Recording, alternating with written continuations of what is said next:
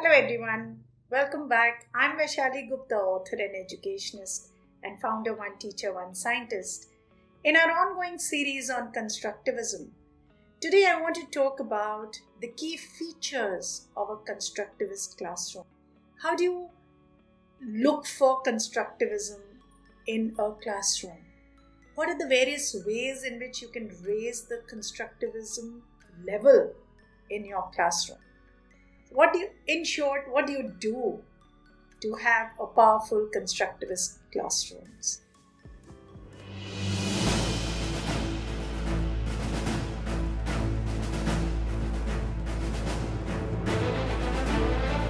So key features of a constructivist classroom would mean that number one, knowledge is shared between teachers and students. So it is not that the teacher would be like an instructor, or it would not be like a teacher-led classroom that we used to have in olden times, where the teacher is giving an instruction and children are just following those instructions.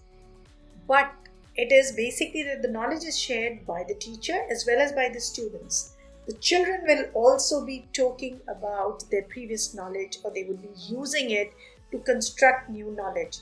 In short, it is an active learning environment. Students will have control over what they are learning. So, now the education policies world over are talking about how to learn is more important than what to learn. So, constructivism has the bandwidth to allow this sort of an approach to take place in classrooms. So, students get control over what they are learning. So, how to learn becomes more important than what they are learning. And then when such an environment of learning is getting built, automatically the teacher's role shifts from a traditional instructor or a teacher to that of a facilitator or a guide.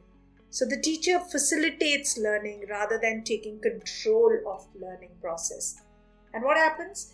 When such an environment is getting created, it is very important that we also build in collaboration for constructivism.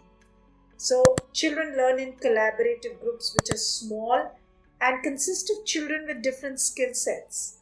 It's no longer just a group activity, but knowledge is constructed collaboratively, where children with different skill sets are in smaller groups. And these smaller groups are constructing their knowledge with the help of each other.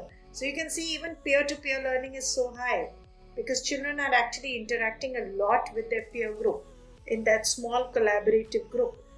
So communication becomes high, collaboration becomes high, critical thinking automatically becomes high. So such a classroom becomes very rich in competency building, becomes very rich in building skills in children. And therefore, I would say that it is very important that we start shifting from a very traditional classroom towards a constructivist learning approach classroom, a classroom which is rooted in constructivism.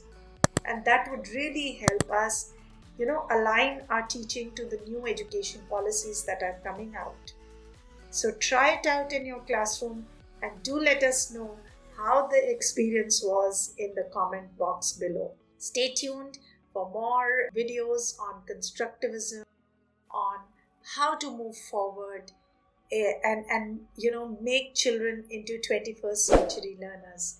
So stay tuned only on One Teacher, One Scientist.